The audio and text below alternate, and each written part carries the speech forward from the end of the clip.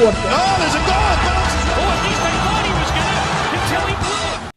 Hello, how's it going, everybody? It's C-Rad from C-RadTV, and I am back for the February edition of Detroit Red Wings Monthly. So another interesting month for the Red Wings. Let's see how they do even after a trade deadline, where the Red Wings made not one, but two trades at the deadline. Let's see how the Red Wings did in the month of February, and see where they stack up the rest of the year. So in February, the Red Wings went 4-7-2, with wins against Toronto, 2 wins against Ottawa, and a win against Nashville. And then everything went downhill.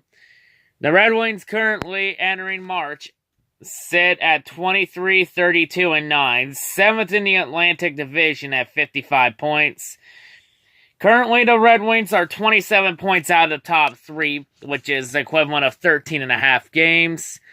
The Red Wings are also 19 points out of a wild card spot, which is 9.5 games back. And the Red Wings only got 19 games left in the season. So yeah, I think the Red Wings' chances of making the playoffs are about slim to none. The Red Wings, their last 10 are 2-6-2. They enter March on a 6-game losing streak. In terms of how the Red Wings did overall, the Red Wings had 33 goals in 13 games, averaging 2.5 goals a game. The Red Wings gave up 48 goals, averaging 3.7 goals a game. They had 413 shots, averaging 31.8 shots a game. Red Wings also had 285 hits, averaging 21.9 hits a game. Their power play was converting at a 15.8% completion. Their penalty kill was at 77.4%. Their face-off win percentage was 49.7%. Almost got 50%.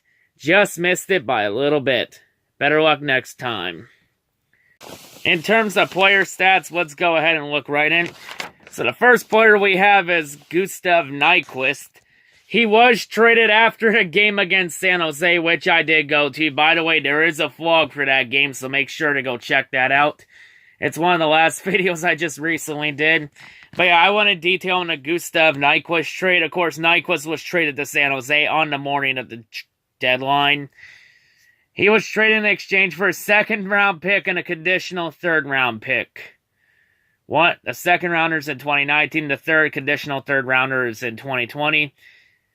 The third-rounder becomes a second-rounder in 2020 if Nyquist re-signs with San Jose, or if the Sharks make it to the finals in 2019.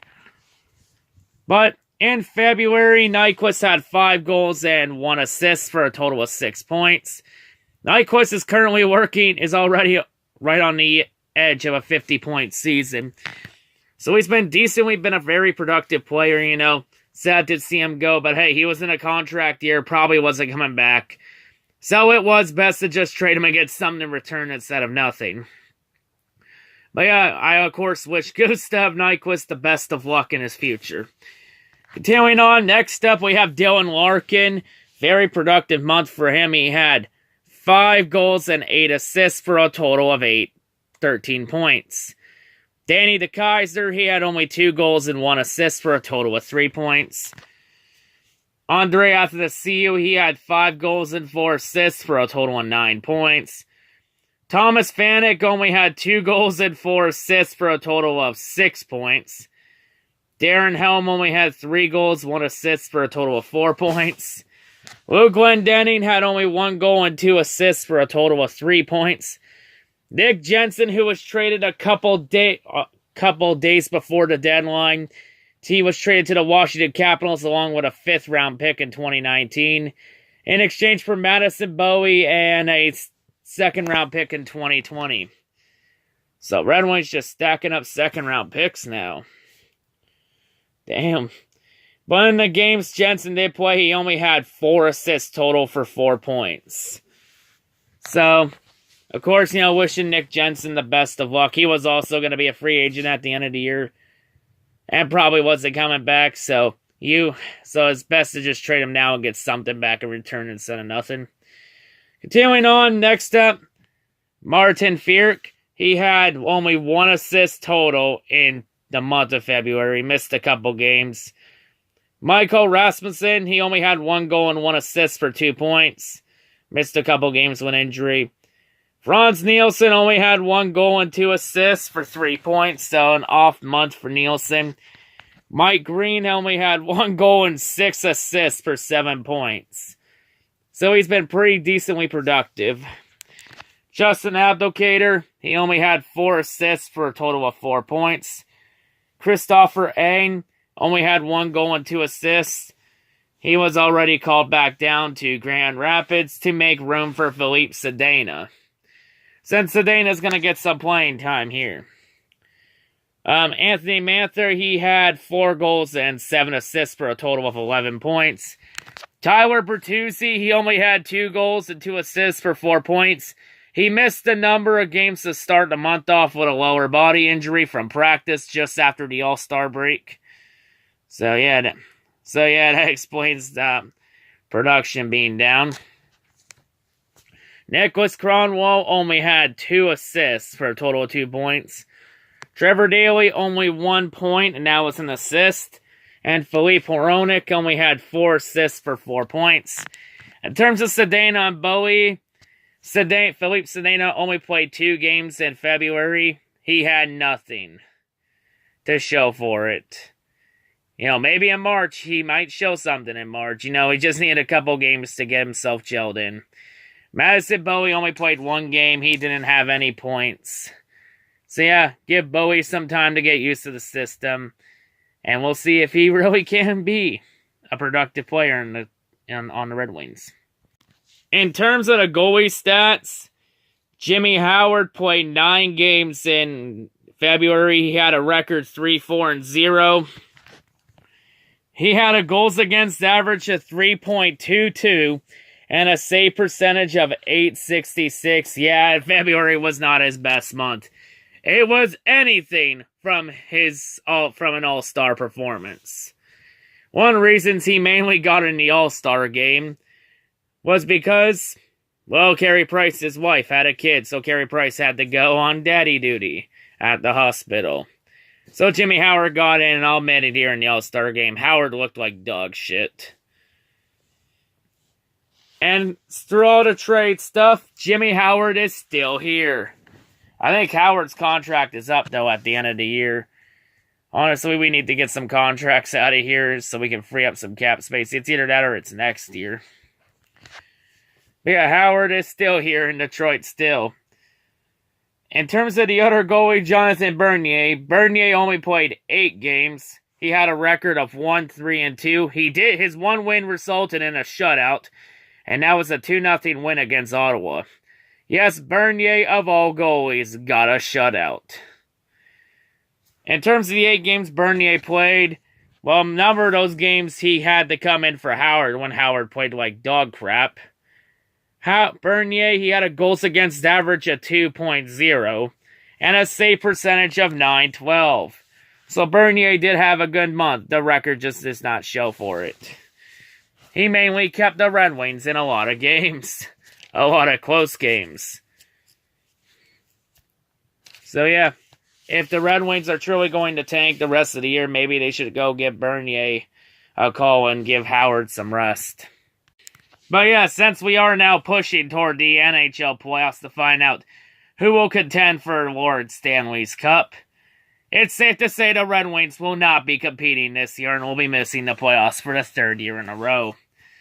The Red Wings have just been inconsistent the last number of months. They play nowhere close to a competitive team. They've been able to hang with a lot of top teams on any given night, but have not gotten the job done. Really, to end off the month, they lost in embarrassing fashion to Montreal 8-1 on home ice. Just an utter embarrassment. Not just to the fan base, but to the team itself. To get blown out in your own building like that to a division rival, it's just terrible. It's I think that game was more than likely an obvious tank job from the Red Wings. Because the Wings know at this point of the season, you're almost 10 games out of a playoff spot. with like 19 to go, you're not making the playoffs. And if you look at the draft order, the Red Wings are currently third in the draft. So the Red Wings right now have a good shot in the Jack Hughes sweepstakes. But like I said before in the draft, I honestly want to go look at defensemen in the draft. I think defense is more of a need than a forward. You know, hey, if we ended up with the first pick and end up with Jack Hughes, so be it. At least we're getting a talented player. Just keep in mind, last time the Red Wings drafted in the top 5, it was all the way back in 1984. And they drafted this young kid out of Canada named Steve Yzerman. And to make a long story short, Steve Yzerman became a legendary player for the Red Wings organization, won 3 Stanley Cups in the late 90s and early 2000s with the Wings, made the Wings a dynasty, was a captain for like 20 years, and the rest was history. A great player for the Red Wings. But honestly, I'd say for this year, I'm going to say it here, the Red Wings need to clean house. I think a clean house is in order for this rebuild. I'd say the Red Wings need to fire Jeff Blashill, and they need to get rid of Ken Holland. Like, it's plain simple, Ken Holland does not know what the term rebuilding is. He still thinks the last couple years the Red Wings still had a shot at the playoffs, but was grossly mistaken. And no one has been able to buy into Jeff Blashill's system. Keep in mind, the Red Wings have only made the playoffs once under Blashill. That was his first year. And the last thing, you can see where they've gone the last 3 years. So I think the Red Wings need to clean house. Like, I think the writing's on the wall, because if you believe the rumors, Ken Holland is supposed to be going all the way to Seattle to help Seattle's expansion team, whatever the name will be. Honestly, I think the Seattle's team name, I'm thinking it's going to be the Sea Lions. But you'll have to wait and see on that one. And keep in mind, Steve Yzerman is no longer the GM in Tampa Bay. He stepped down. He's just watching over the next GM for the Lightning. And he's going to try and look for an opportunity elsewhere. So could this mean Stevie Yzerman, could he come home to Detroit? And we're just going to have to wait and see on that one. But yeah, I think the Red Wings, like, you've got nothing to lose at this point. I say just try and get a top pick in the draft. And keep in mind, the top 3 picks are decided in a draft lottery. So maybe try and get a top 3 pick in the lottery. But yeah, I'd say it's safe to say the Red Wings are more than likely tanking this year. In terms of the eliminated and the playoff bound clubs, nobody is mathematically locked in or eliminated. Yes, the Lightning are not locked in yet. They probably will in a couple weeks. But odds are March we'll get to see some names in the eliminated club and the playoff bound club. But yeah, that's all I gotta say. Hope everyone's a great day. And you know what? From here on out, the Red Wings are getting the Tank Bowl music. Yes, Tank Bowl music is back because it's safe to say the Wings are tanking. So yeah, hope everyone's a great day. I'll see you all in the March 2019 edition of Detroit Red Wings Tanking Monthly. Peace out.